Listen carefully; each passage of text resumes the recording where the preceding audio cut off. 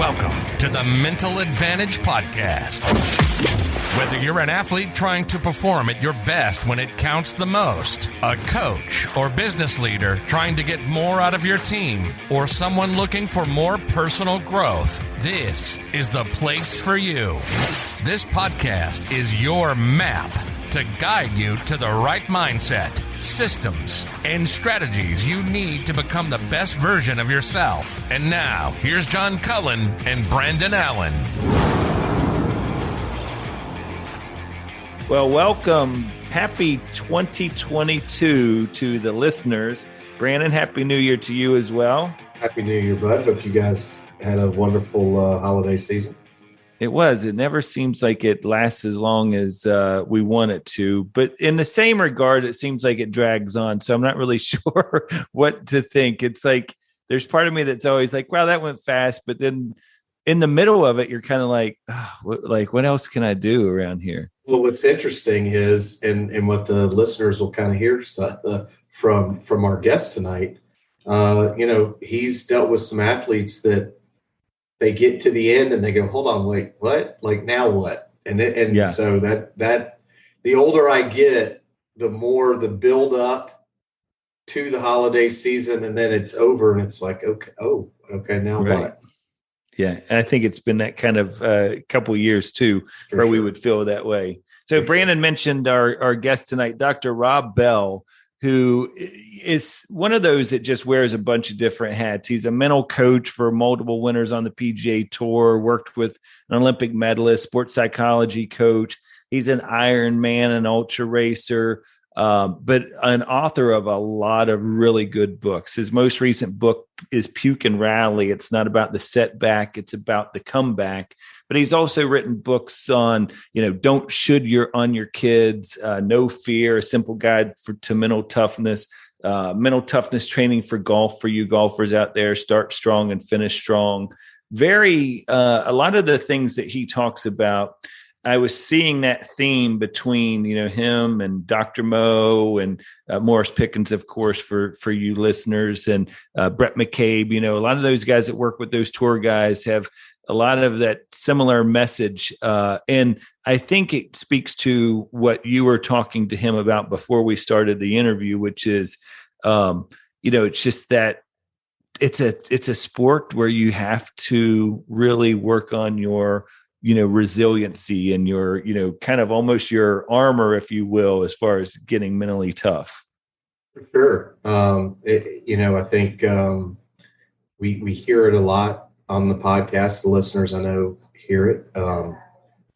Anytime you have idle time, to be inside your head, if you're not doing or affirming your position on where you are right then and there in the moment, man, it can mess you up. And I think what's interesting about Dr. Rob is, he's a guy of application, right? I mean, he'll tell a story, a couple of really great stories, right? One of his pivot point, or what he calls his hinge, another one of his books, which is really good, by the way, because he references it a lot. But what was his hinge to get him into sports psychology and the mental side of things? But he's also a guy that goes out there and applies it every day with, he'll talk about why he came up with Puke and Rally, right? And it's a great story. It's a great story. It's incredible. It's funny, Brandon, I was thinking about this, is that you had mentioned to him, baseball and golf are two sports that, really test that mental fortitude. The other one that he participates in, and you've participated in as well, is running. Like, you talk about something, those ultra runners, those Ironman athletes, yourself, those marathons, that you're in your head the entire time, because there are so many, as we'll talk about during this show, pool moments of those, I'm getting ready to shut it down. Like, this is it for me, or whatever. I can't go another mile, or whatever the case would be. And not to, I don't want to steal any of his thunder, because I want the listeners to hear it from him. But man, it's like, so many of those moments where it's about to be the end. And, he shares some good thoughts around just keep going for a little bit longer. I can just speak from my own personal experience. It's never the physical. I mean, that's the thing. Yeah. Like, whether it doesn't matter if it's a sport or being a parent or being, in the business world or whatever. It's rarely the physical moment or the physicality of the moment that makes you go, hold on, I can't do this anymore. It's not. It's everything between your ears. And when you start allowing that thing to dictate to you, and I think, you bring a very, very good point up in the conversation. It's a confirmation bias. So if you're going in there kind of weak-minded and already know that it's going to be difficult, man, you're the first time something goes wrong, you'll go, yes, see, I knew it. Yes, see, I knew that. If you go in there with that whole mindset of, I'm finishing this thing, it doesn't matter. A pebble in your shoe, a setback, a strikeout, a lost sale, whatever it is, it doesn't deter you from your process. And I think he really outlines that well in Puke and Rally. And I would encourage the listeners it's a great read. It's not, it's not a super long read. And I think it brings up some really, really good points. And he does a tremendous job with it. Absolutely. So get your pen and paper ready. Here's Dr. Rob Bell. Well, Brandon, as we said in the introduction, we got a great guest tonight, Dr. Rob Bell, who, as you all heard us talk about, is not only a mental coach for multiple winners on the PGA Tour and has worked with Olympic medalists and is a sports psychology coach, but this is somebody who puts it into action as well. I mean, he's an ultra runner. He's an Ironman.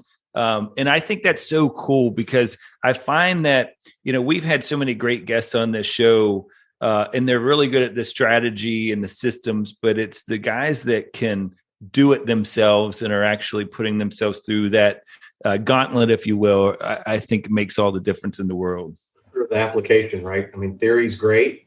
Theory's great, but it's being able to apply it, and it also provides some credibility. So I'm excited for the listeners to hear from Dr. Rob. Yep.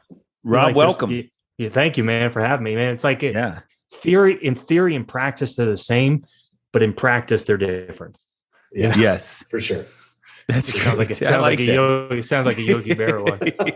It's so true, man. But it is so true. It's so, as I'm first of all, one of the things that the listeners heard in the introduction is all about the different books that you've written. And the one we're going to really kind of unpack a little bit more tonight is Puke and Rally.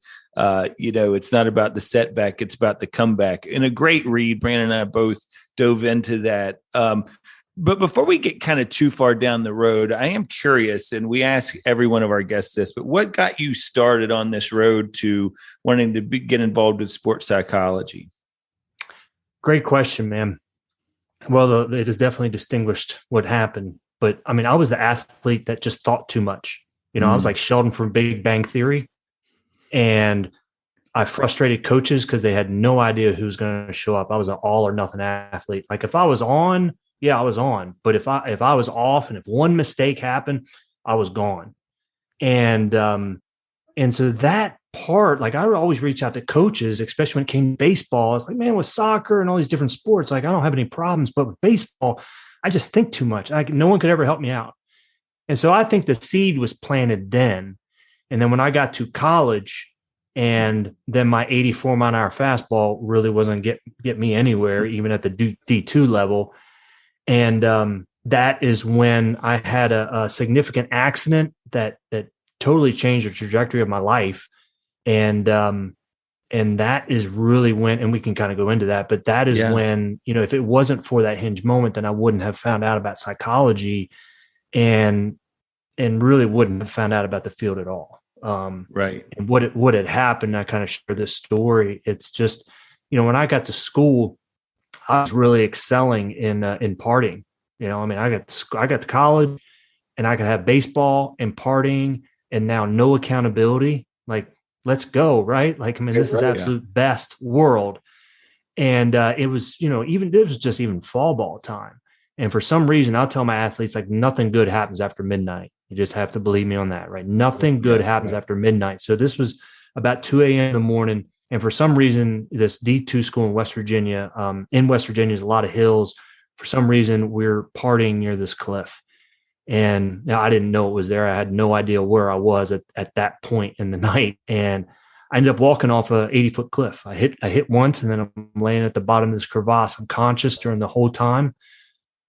They have to crane me up out of it. And I've broken my arm. I knew I'd fractured my back, a gaping head wound, but I was alive and I was conscious. And they took me to the hospital where my mom was a nurse. And she had no sympathy on me whatsoever, fellas. I mean, she was the oldest of 8 in a Catholic family. This happens on a Friday. I'm back to school on Monday. Like, I just want to come home and kind of rehab a little bit. But now I'm back to school, and now I'm that guy. Like, that's the guy right there. Right. That's the guy right there that fell off the cliff. I can't believe he's alive. Yeah. And I should have died, man. But God was looking out for me. And, that was told to me. I didn't quite get it at the time.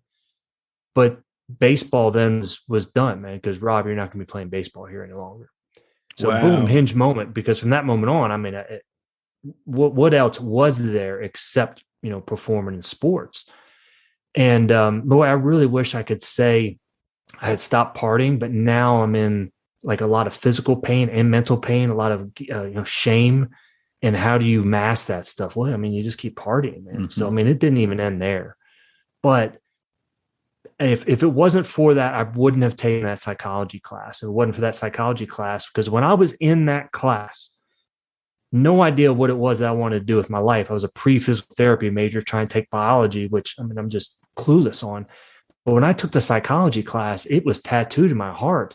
I'm going to merge this somehow. This is what I want to do. And it was at that time as well of when I was sort of introduced to, well, there's sports psychology is a field that you can do that. So I knew right then and there, I wanted to work with athletes, coaches, and teams, helping them perform their best when it mattered the most. I had no idea what that journey was going to look like, but I knew that was the vision. And I really felt blessed at that time, man, because that was sort of tattooed in my heart, and that's what I was going to do. So that's really how it happened. I can always elaborate on it, but I mean, that was the essential part of it, man. And I never, ever left that. It's interesting, and something you touch on there, and we talk a lot about, the mental illnesses and mental health in general, and how often, as you were describing, when you're in that place, you start to self-medicate a little bit as far as the, continuing to party and do some things like that, because, like, to your point, that's the numbness. That's when you feel like, okay, I'm not having to deal with any of this stuff. But it's so, I have to be completely transparent here. When I read in doing the research and I see this quote about, I fell off an 80-foot cliff in college and that hinge moment made all of the difference, I was thinking, okay, this guy's an ultra racer, he's Ironman. I was thinking you were just out like, adrenaline junkie and just like climbing something and fell. So, I mean, that definitely put a different spin on it. So you talk a lot about in your previous books and in a lot of your content is hinge moments. Can you share with the listeners what you mean by that? Yeah, absolutely. I mean, every door has a hinge. So a door without a hinge is a wall. It just doesn't work. So if you ever hear about doors opening and closing in life, that's because of the hinge. If you ever hear of a rusty door, but it's not the door that's rusty at all. It's the hinge that gets rusty. So with the hinges in our lives, it's going to be that one moment, one person, or one event that makes all the difference in our lives. It connects who we are with who we're going to become. We just don't know when that's coming, right? Like, we can't connect the dots in life looking forward. We have no idea how this mystery is going to work out. But I always draw it back to, man, what's the importance of mental toughness? Because we can operate, I think, through life. We can be kind of in the midst of things, and we really don't need to be that mentally tough. We're not going to reach our goals or our potential, of course, but we can still kind of, survive life. So I always get back to what's the real importance of it. And the importance is this hinge moment, that no matter how bad your situation is, no matter how bleak an outcome looks, It only takes one. And you can draw it back, man. Like you're getting ready for a moment that you don't know what it looks like or who it's going to be, but that's what you're preparing for. And when your moment hits, it's too late to prepare. Like you have to be ready. And that's always the point that I got back to is that's the real importance of mental toughness is you're getting ready for these moments. And tragedies that happen in our lives, like one that I just shared, like death of a loved one, cancer, significant injuries, pandemics, those are immediate hinges because from that moment on, everything is different. And, that's essentially what the hinge is all about. And I'm always fascinated in just people's hinge moments. I mean, if you look back, everyone has it. Everyone has it. I think we have multiple. I think we often aren't aware of it when it happens in the moment. Like only perspective and time can give us the significance of an event. But looking back on it, man, months, years later, boy, the impact that one person had on our life, the importance of coaching. And the part that I like to share about with, especially with these hinge moments and the tragedy, when it gets back to like the human spirit is the worst moment in people's lives end up becoming their best moment. And I'm fascinated by that paradox in life because I always ask people, I mean, if you ask any alcoholic who got sober, their worst moment ended up being their best moment. And it's not like we ever wish on these tragedies, but it's only going through that stuff, man. Can we really, I think, get the perspective and gratitude that we need in life and the growth to be able to go through that stuff. But that's what the hinge is all about. And I'm always fascinated. And I'm always looking at people's hinge moments because I know we've got them. I love that, Dr. Rob. And I think the challenge facing today in today's society is people have become so enclosed, they never even see the door, right? They never even give themselves an opportunity because they're so safe or they want to be so safe. And part of it, I think it's kind of a catch-22, right? Because you do have to have that mental toughness, but whether it's a parent that really now is trying to shield their child, or just somebody that just is scared to put themselves out there, what would you tell a listener about, hey, let's not be so safe, right? I mean, because I know you touch on it in the book. Allow yourself to go fail. I mean, I know it's the one thing that I tell my kids I want them to do every day is to go be so uncomfortable that you could actually fail at something. Yeah. So how do we do that today? I mean, it's a good one, right? Because it's, I think that's why Man in the Arena is just such a powerful, right.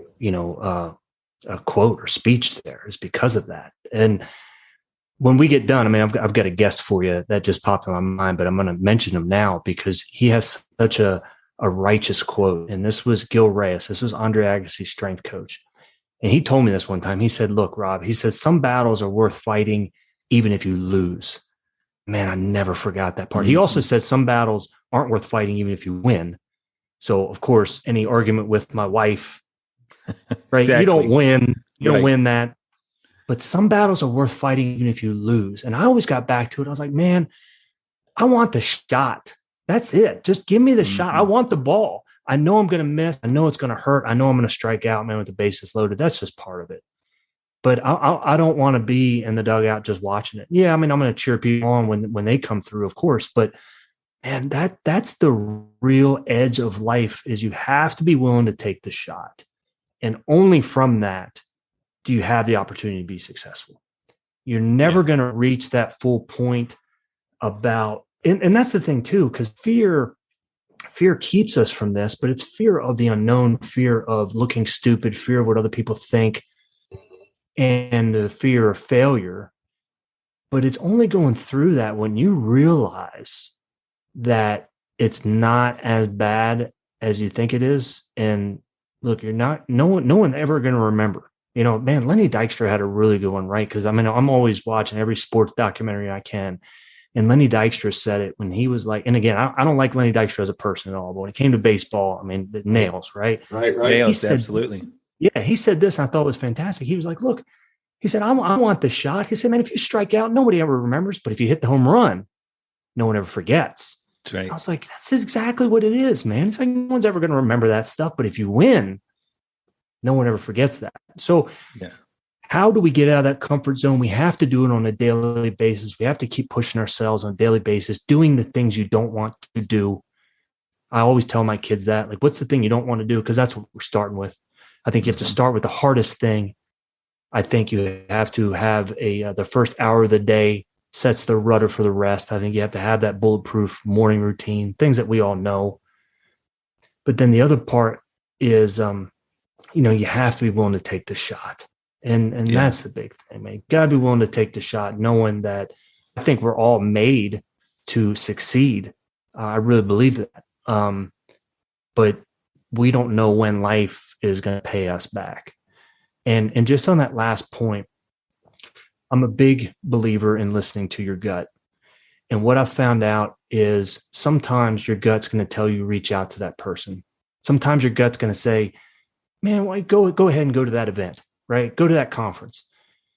And when you do that, like Gandhi said, we don't know the results from our actions. But if we take no action, there will be no results. So if I don't go reach out to that person, nothing is going to happen. But if I reach out to them, I'm not going to know, right? I'm planting we're planting seeds that, we're not going to, that are going to produce trees that for other people to enjoy that shade. But that's what I'm always trying to get people to listen to, man, is trust your gut, listen to your gut. If your gut's telling you to reach out to somebody, if your gut's telling to, talk with this person, do it. Because if you wait too long, now your mind's going to get engaged. Your mind's going to talk you out of that. I love all of those comments. It made me start thinking about, when you're talking about comfort zone, is when I think about mental toughness and resilience, I think about the one common theme that's been pretty consistent with all of the mental performance and sports psychologists we've had on the show has been putting yourself in those situations to your point where you will fail. It's like anything else. We're training a muscle. We're training something that the more you go through these uncomfortable situations, the more you have potential to fail, the more adversity that you're going to set yourself up for, the better you're going to be at handling that adversity. And that's really the key. Is it's like anything else. You're going to, through repetition, you're going to get stronger, and that mental toughness, that resiliency is just going to get stronger the more you fail. I mean, it's a mic drop moment, man. I can't really add to it because you're so right. I think when it comes to the specifics, it's like making practice and your preparation more difficult than the actual competition. If you can do that, and it takes a little creativity, it takes imagination to do it. But if you can make that more difficult, you're going to know where your mind wants to retreat to and what are going to be the thoughts or the demons that are going to pop up. Everyone's a little bit different. If you make it more difficult than the actual competition, you're going to be prepared. And I'm always getting back to that, right? It's always about that preparation piece. That's it. I'm right there with you as far as parenting goes. I tell my kids all the time when they were growing up is do the hard stuff. Everybody's going to do the easy stuff. That's just going to make you average. The thing, if you're looking for a separator, is go and do the hard stuff, because there's not a lot of people who are going to be willing to do that. So you said, and I always caution myself about asking questions like this, because you've done so much stuff and you've written so much stuff that I'm like pulling one sentence from one, thing you probably wrote like months or years ago or whatever. But I was curious about this. When you were talking about mental toughness and everything that we're talking about now with mental performance, you said too often the message that we receive is about you and how you can make you better. But you said that's wrong to necessarily think that way. What do you remember what you meant by that, and that idea that it's not just about you and making yourself better? Yeah. So Des Linden, and I share this story, right? Des Linden, and this was 2018 Boston Marathon. And it was the worst conditions that the Boston Marathon had seen, right? I mean, it started in the high 30s. It dropped to the low 30s. Torrential downpour the entire race, and they had a 40-mile-an-hour headwind the entire way. So Des Linden, because of everything that was going on in the elements, was really off her pace and wasn't feeling it. So she told a fellow runner, Shalane Flanagan, I'm going to drop. But if you need anything, just let me know. Like if you want me to kind of shield the win for you or something like that. So Shalane Flanagan's like, great. So about a mile later, early in the race, mile 7, in the lead pack, she tells her, she says, Shalane Flanagan asked Des Linden, could you kind of wait for me? I'm just going to use the bathroom. Says, sure thing. So she tries holding up the lead group, start taking off, and she waits for her. Shalane Flanagan comes to the bathroom, they join up, and they start running together. So bam, what happens next? At mile 13, Shalane Flanagan was the one who had dropped back a little bit, and Des Linden has what every single one of us has, as if we stay in it long enough, that second wind. And at mile 20, she was in third place, and she was, well, I knew I can't drop out now. And she ended up being the first American woman since like 1985 to win the Boston Marathon. Why? Wow. Because what happens when we focus on other people is we get outside of our own head and our own problems. And if any of us volunteers, none of us ever leaves a volunteer experience saying, boy, those kids are just so lucky that, I was here to help them. Right. We say the opposite. Maybe we say, man, Right. well, those kids gave me more than I could ever give them. What'd they give us? They gave us perspective. They gave us gratitude. They gave us an appreciation for our own problems. And what happens is we get stuck inside our own head. We're behind enemy lines. We're thinking too much. We get off at the wrong exit. If we can just focus on somebody else, it's the most selfish thing that we can do. And that was Arthur Ashe, man. The most selfish thing you can do is something for somebody else, because it gets you outside of your own head. And only when we get outside of our own head does it give us perspective. And I think it goes even a step deeper in that, because the hardest person to coach is myself. I can't coach myself, right? I can't. John, I need you. I need you, Brandon, to be able to coach me and to tell me where my blind spots are, or you know what, you're wrong on this. And so if I'm telling somebody, never give up, and if I'm telling somebody else, man, you just got to stay with it, it's going to pass. Who am I really coaching up, man? I'm coaching myself up at the same time. And that's the part where if we can focus on other people and doing stuff for other people, making the relationship deeper, we help ourselves at the same time. And that's the part that I always see. Now, where does that go wrong? Well, that goes wrong when you have the individuals that are out there that don't focus on themselves and they try pouring from an empty cup, and they only focus on other people. And that's the part where I'm not saying that. You have to have self-care. You have to be able to take care of yourself first. Because if you're not okay, even the amount of work that you're going to do isn't going to, make you okay. But and that's kind of where, it got twisted before. People send me back, well, that's all I do is focus on other people. And, I'm still miserable. Well, because you're not taking care of yourself. So obviously you got to take care of yourself, but I'm looking at the part of when we get stuck inside our own head, that's when we got to focus on somebody else. That's so good. That is really good. And it brings up an interesting, a really interesting point that I think you touch on too in Puke and Rally is people seem to have a difficulty or a challenge at being honest with themselves, right? I mean, a true honest assessment. Why do you think that is, Dr. Rob? Because it's painful, because the truth hurts. The truth is that we can always get better. Truth is that we have these weaknesses, and I just want to focus on that closet that I've got. I'm just going to focus on the outside of the house, making sure that looks good. I think that's the most difficult thing, man, is every single one of us have these demons, that are there, and it's being able to, I love this one, man, like Robert Downey Jr. and Mel Gibson, kind of when they were going through their stuff, especially Robert Downey Jr., Mel Gibson told him, said, it's about hugging the cactus.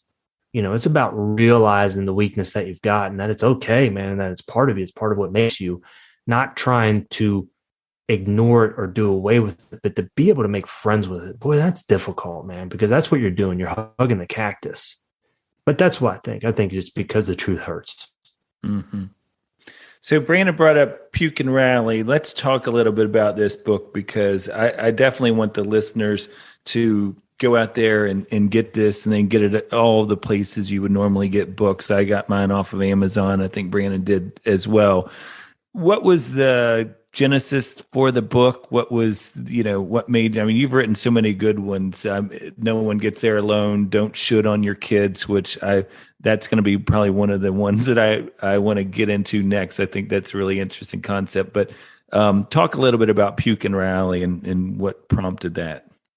Yeah. And is it okay then to share the story about how that one Absolutely. came? Absolutely. You got it. Yeah, man. I was training for my first ultra marathon, and it became a perfect storm with how this race started. So it was a 32-mile race, or it was a 50K, very, very hilly. My training dealt all flat. I did no trail running whatsoever, because how different could it be, right? And so the day of the race, it was like there was no springtime. This was in early May, but there was no springtime that year. It went from winter to summer. It was in the high 80 degrees. So a real perfect storm of things that could go wrong. My first 13 miles of the race go pretty good, but then the warning lights start to go off, right? Start to cramp a little bit, man, start to have some issues. And, warning lights really going off. And I make it to mile 20. And I'm at mile 20. And I know my family is going to be there at mile 24. So I've got 4 more miles. And it's not like it's a 4-mile loop. It's 4 miles of up and down elevation. This race, it just kind of goes off terrain where there's just no trail.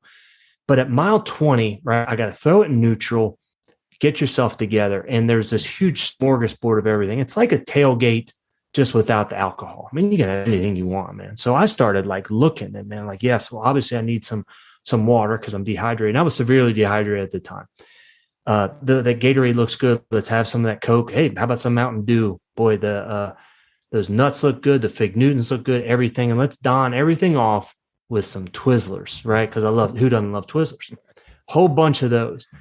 I take probably 20 minutes at this aid station, man. And then I'm like, okay, I'm feeling better. Let's go. I go all the way down to the bottom.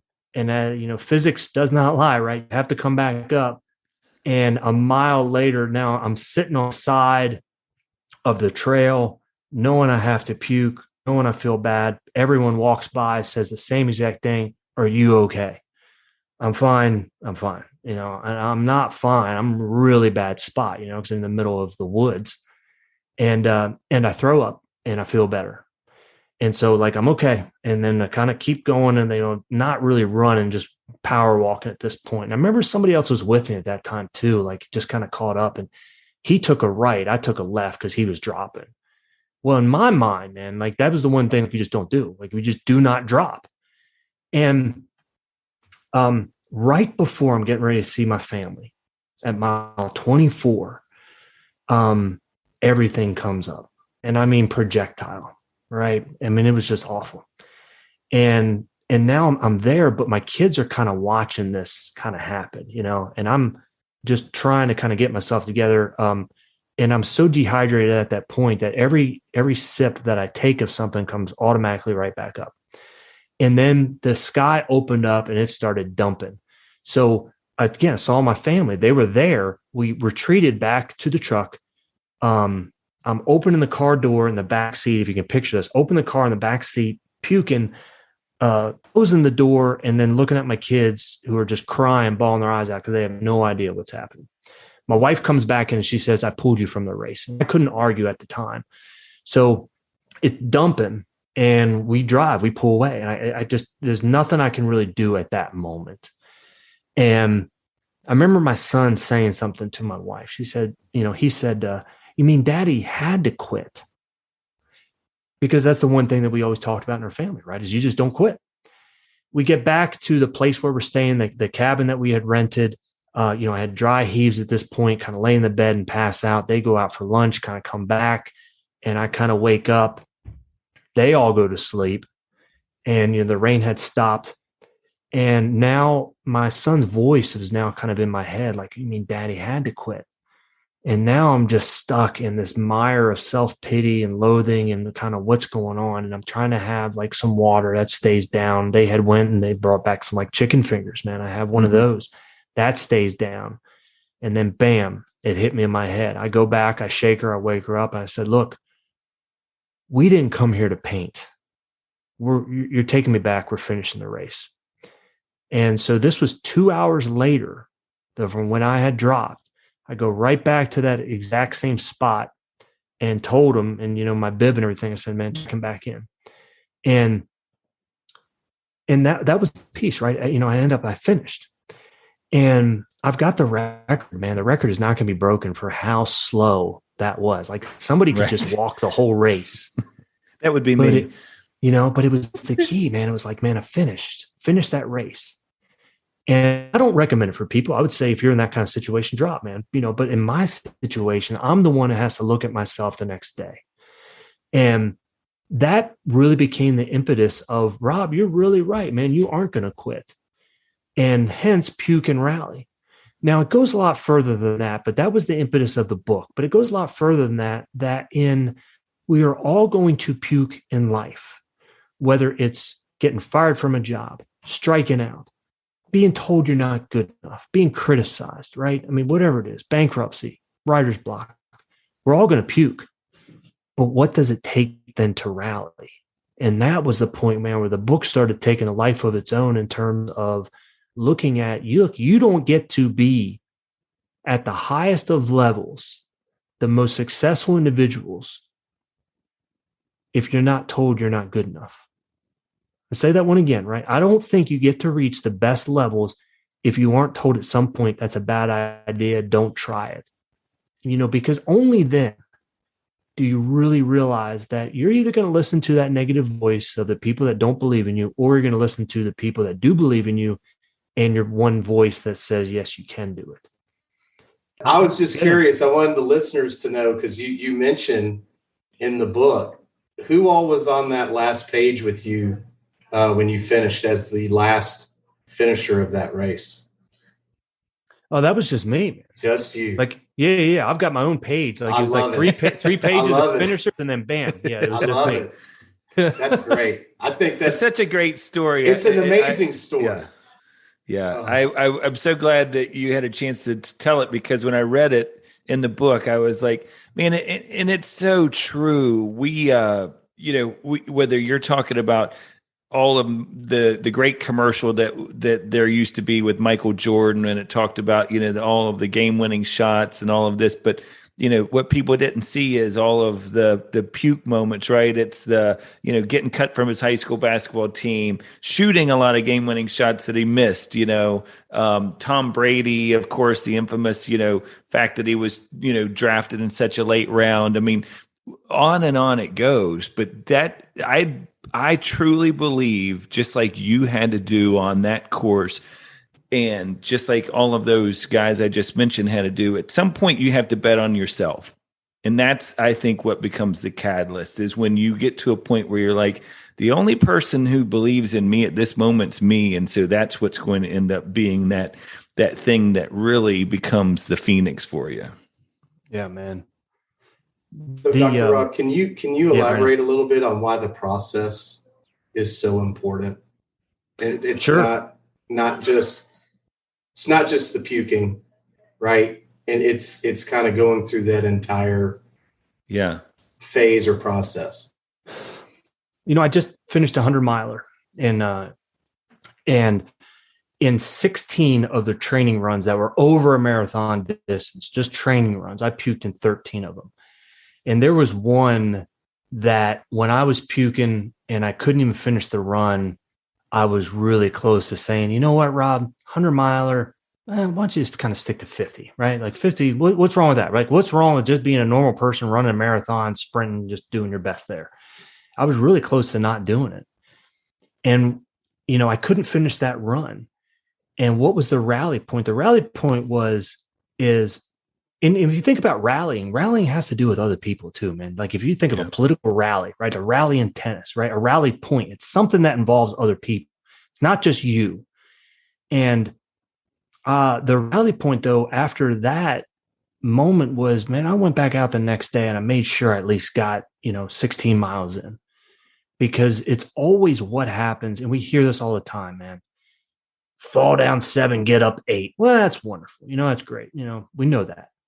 What they never, ever told me was that when you fall down for the 4th time, you remember the 2nd and 3rd time that you failed and how bad that felt. So what happens is your whole identity gets shaken in terms of how much more can I take? Is this really my identity? And that's the part where, look, if you can just isolate this mistake, if you can isolate this puke session, you can isolate this failure, and let's call it what it is, right? It's feedback, but it's also failure. But if you can just isolate that and not bring back all our junk from the past, if you overcome that, you're going to be able to be successful. But I think as we bring all that other stuff, all the past failures along with it, and then we start to question, man, can I really do it? And so on your point, it's all about the process, because the process is more important than the product. If it wasn't going through all those puke sessions, when I puked in the 100-miler, who knows what was going to happen, right? I might have dropped. But because I've thrown up so many times that, and again, my thing is just the humidity, man, just really gets me. I just could not get my hydration down. I finally got it down. But when, I wouldn't have been ready for it. And when I'd be able to look back on it and say, man, all those were in preparation for that one moment, all those shots, all those times, man, the time when you struck out with the bases loaded, that's just in preparation for a more important moment. You got something bigger that's coming up. You got to get ready for that. And I'm a mountaintop guy. Like, my problem is I want to live up on that mountaintop, right? Man, that's the best fun. Like the championship game, confetti falling, pats on the back, way to go. There's no better feeling than that. My problem is I want to live in that space. Like, I build it up so much. And I think we all do, right? We build it up so much that it kind of then can be like a letdown. And you mentioned at the very beginning, man, like I've had, somebody that's won a medal at the Olympics, silver medal, worst medal you can win. Yep. Right. Bronze, at least we medaled. Right. Silver, first loser. Yeah. I was fortunate enough, man, to be able to talk to some gold medalists, and they were honest. And they said, I just thought it'd feel different. Or it's, okay, now what? And our expectations rise faster than the results that we have. And we always constantly move the goalposts. We move the goalposts, man. If it's 15,000 this month, man, then it's going to be 20,000 next month. And look, there's not anything wrong with that or the goals, but the problem is it's all results focused. And until we can really appreciate the struggle and the setbacks and the suck, and man, going through that adversity, does it give us the appreciation and the perspective and the gratitude that I think we need when we do win? It just feels that much better. We can't appreciate anything that we haven't strived for or struggled for to get. The more we struggle for something, the more we're going to enjoy it. And that's the part where, sorry for the tangent, man, but I just always big on that, on, man, getting back to the process and focusing on, the joy that you have to have in that. Because would it be worth taking the shot even if you failed? Yeah. And one of the things I want the listeners to hear there is you saying, isolating that 4th time and not letting all the other garbage come with it. Because as Brandon and I have a former teammate in college, and a friend of ours who's the pitching coach at Mississippi State, Scott Foxhall, he had a saying on this show is the future is perfect. And really understanding that to mean whatever happened in the past has no bearing on what's going to happen in the future. And you really have to understand that. Take the learning from it, but understand it has no bearing. Just because you got tripped up on mile 20 something in this race doesn't mean that the next race you're going to get tripped up on mile 20 something. So you're always going to keep, and that's truly keeping the growth mindset, is understanding, hey, the past is the past, but the future's perfect. Yeah. And if I can just add one more thing, though, I ran into people that dropped in the 100-miler, right? And they already had it made up in their mind that they were dropping. Now, I'm an encouraging guy. Like, if I'm racing, I think these are the best environments just to love one another, whatever the competition is, right? Right. Because, we're just naked in front of the gods. And, I'm trying to pat people on the back, be like, no, man, just 1 mile at a time, man. You're doing fine. Just make it to the next aid station. And they had already reserved in their mind that they had dropped. So I could not spend any time with them because it's going to pull me out of just running my own race, so I felt bad about that. But being able to reflect and look back on it, I'm not saying the 100 mile went great, man. I mean, I puked at mile 45, right? I mean, it was a horrible 2-hour stretch in there, but nothing was going to keep me from finishing that race. Nothing. Yeah. And I believe that's all you have to have with your mindset is no matter what happens, you're going to stay in that business. No matter what happens, you're not going to quit. No matter what happens, you're going to stay in the game. And then when you have that mindset, you remove all the other doors, you remove all the other outs, all the other excuses. And now it really doesn't matter. And when your back's against the wall, then you see what you're really made of. But then that's when I think success really happens, is when you remove everything else and you just got one focus that you're going to do, you get it done. One way or another, you find a way and you get it done. I love that. And the whole thing, because I'm certainly not as accomplished as you from a running perspective, but I've got several marathons and all that. But the thing that I love about that is the suffering in silence, because I'm with you. Like I've been running with people before that are my pace, and you start hearing the negativity and the chatter. And I know that I can't run my race with that. And I'll even pick up the pace just to get past that. And I'm thinking to myself, you're not running your race right now, but mentally I had to escape that. And if I'm going to, and I think we all do at some point, right? We all puke. If I'm going to puke, I want to puke in private so I don't poison your well, right? Yeah. I love the thought that, hey, once I've made my mind up, there's nothing that's going to deter me. And that to me is what mental toughness is all about. Yeah. And, when we talk about like that negativity, man, if there's 20 people in a room and you've got 2 people that are sick, the chances of other people getting sick are a lot greater than everyone just being healthy, than those 2 people just getting healthy, because the negativity is more powerful than the positivity you got. And it's a whole lot easier being negative than it is positive. So I'm thinking about it just because think about how quick we can get sucked down that negative drain of what am I even upset about? Well, I was hanging out with a person that was just negative all week. Yeah. And it really bring you down, man, especially if they're vocal and like a big personality too. Yeah. And you nailed it.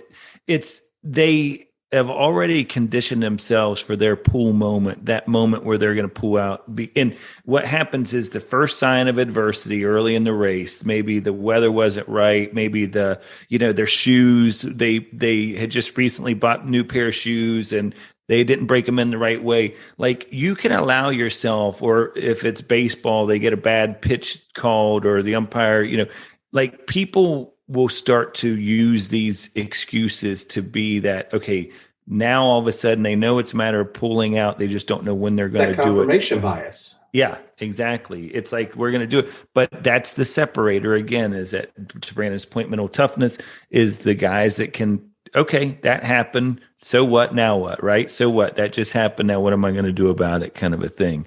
Definitely having the right mentality with that. But the thing is too, if I can add on that, like it just doesn't happen by itself. You have to have that mindset heading in that no matter what happens, I'm going to focus on the next play. No matter what happens, man, I'm focused on the next sale. I'm focused on the next call. Unless that becomes the focus and like the only goal that we're trying to do, it never happens, because now it's like, it's like, oh yeah. And I'm going to let go of mistakes. No, never happens, because now it's just a co-pilot, right? It's just somebody riding in the back seat of make sure you keep your poise and composure. Doesn't happen unless it's the goal. Yeah, we talk about, next pitch mentality or next play mentality. If it's football, I love for you runners out there listening, is that next mile, like just keep one stride at a time, whatever you've got to do in your mind to just keep you going. and how important it is because now all of a sudden I'm focusing on something that I'm having to control myself in the moment, staying present moment focused, and I don't have time now to be focused on all these other things, right? Because I'm caught up in the process, I'm caught up in the mechanics of it, but because I'm caught up in all those things, maybe I forget that I'm feeling dehydrated. Maybe I forget some of the other pains that have been creeping in as well.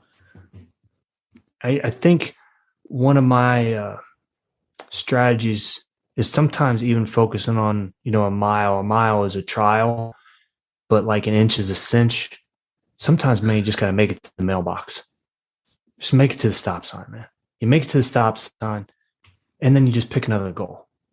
And when you can do that, and you hear it all the time, man, left foot, right foot, left foot, right foot. But when you do that, you will find that second win or third or fourth win. That's physiologically going to happen because that pain right there isn't really the pain. It's going to be the next one that happens.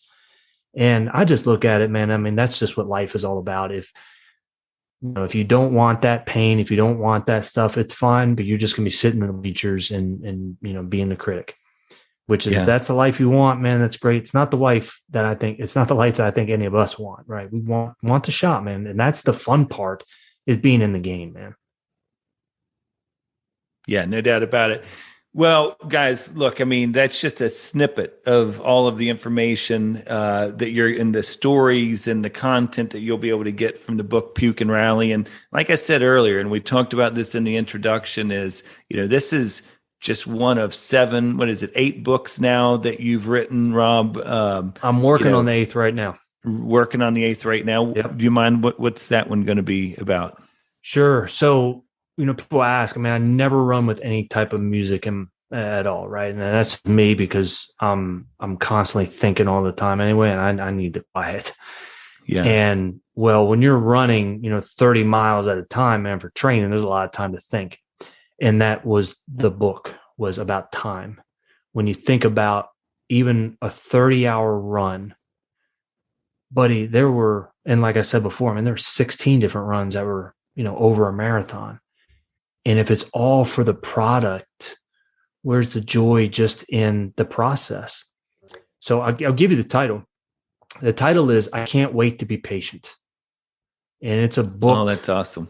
Yeah. And that one was from Scott Stallings. We first started working together back in the day, man. It was, he would always share that one. And it always stuck with me. I loved it. And I made sure I asked him, couple of months ago, I said, it's cool if I borrow that, right? Because that's the title of the book, man. I can't wait to be patient. And it's just about the concept of time and how we need to focus on the process. And it's become one of those things that it's like a cliche, but how do we go about that, right? Because I said my only struggles, man, my biggest struggle is, man, I want it to be at the mountaintop every single time. I don't want to come back down. Well, when do most deaths happen? They happen on the way down from Mount Everest, right? They happen on the way down from K2, stuff like that. And that's what the book's about, man. It's time. So if you got any ideas, concepts, anything around it, man, shoot it my way, because I'm still in research and just writing phase now. That's fantastic. And guys, Puke and Rally, I Can't Wait to Be Patient. These are just a couple of the great books that you need to dial into. drrobbell.com on the internet, at Dr. Rob Bell on social media. I know that's the handle on Twitter. All kinds of good content. What a pleasure it was to have you on. I'm so glad we got a chance to talk to you. And I have to tell you that I'm already starting to think about, all right, when's the next time we can get you on? Because we'll definitely get you on to talk about I Can't Wait to Be Patient. But I feel like we didn't even capture, just probably 25% of all the good stuff that you could have, talked about tonight. But we can't thank you enough for joining us. I appreciate it, man. And anybody that's listening, man, just make sure you just realize that hinge moment's coming, right? You don't know what it looks like, man, but it is coming. And that's what I think we're all preparing for. I appreciate you guys having me on, man. Thank you. Absolutely. Thanks, Rob.